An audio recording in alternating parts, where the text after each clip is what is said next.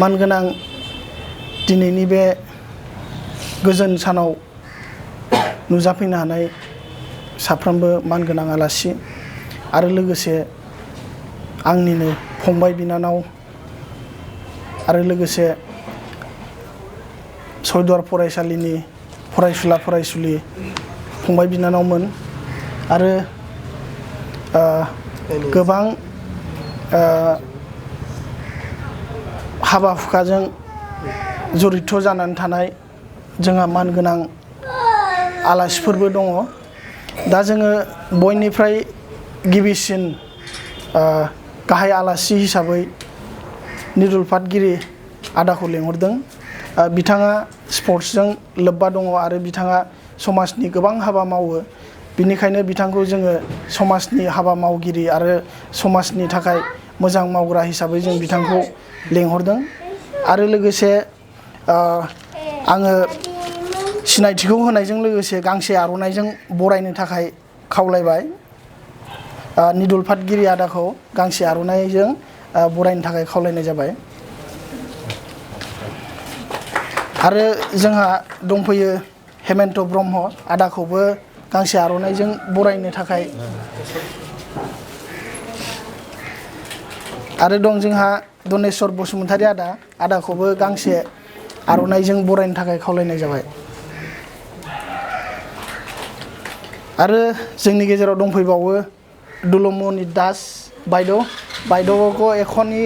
আরনাই দি সম্বোধনা কৰিবৰ কাৰণে অনুৰোধ কৰিলোঁ। आरो जोंनि गेजेराव दंफैबावो बिजेन बर' बिजु बर' बिथांखौबो गांसे आर'नाइजों सिनायथि होनो थाखाय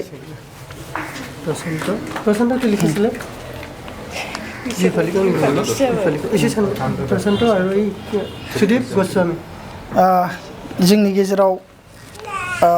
नर्थ इस्ट बेंकनि कर्मचारि बिथांमोनाबो दंफैयो। दा बिथां सानैखौबो जोङो गांसे बिहु फालिजों बरायनो थाखाय खावलायनाय जाबाय।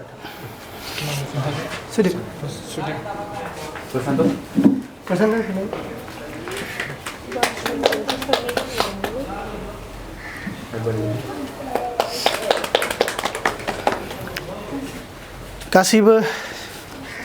खावलायनानै लेंहरजानाय आलासिफोरनिसिम आंनि गोसो गोरबोनिफ्राय गोजोननाय हामलायनाय बावहरनाय थाबाय आरो मिजिंथियो जोंनि बे जि हाबाफारि जों मावनो थाखाय आखायाव लादों बे हाबाफारिखौ जों इयुनसिम लांबाय थानो हागोन होननानै मिजिंथिनायजों लोगोसे आङो जोंनि गाहाय आलासि निदुल फातगिरि आदाखौ फिथाखौ हास'नायनि सिगां फंनैसो जोंखौ जोंनि थाखाय माबाफोर एडभाइस बिथांनि होनाय एडभाइसआ जाहाथे इयुनाव जों बे मथे खामानि मावलांनो हायो फंनैसो बाथ्रा आदाखौ बुंनो थाखाय खावलायनाय जाबाय। Thank U.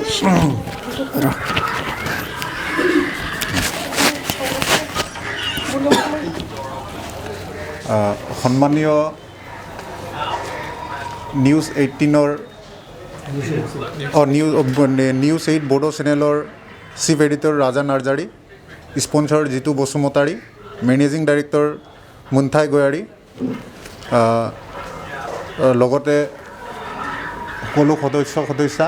আৰু আজিৰ এই শুভ মুহূৰ্তত উপস্থিত থকা নৰ্থ ইষ্ট স্মল ফাইনেন্সৰ বিজু বড়ো ডাঙৰীয়া আৰু দাস বাইদেউ ডাঙৰীয়ানী আৰু লগতে আমাৰ ভিন্দু আৰু আদা সকলোকে মই মোৰ ফালৰ পৰা নমস্কাৰ জনাইছোঁ। এই নিউজ 8 বড়ো চেনেলটো শুভ উদ্বোধন কৰিবলৈ মোক আমন্ত্ৰণ জনোৱাৰ বাবে মই সকলোকে ধন্যবাদ জনাইছোঁ সকলো টিম নিউজ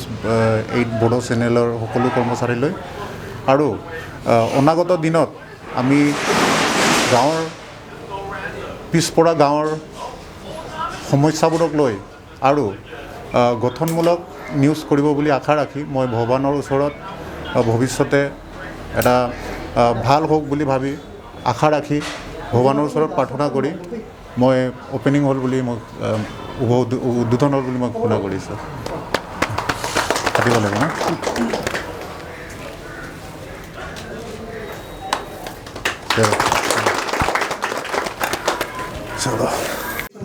आंनि गोसो गोरबोनिफ्राय हामलायनायखौ बावहरग्रोनाय जाबाय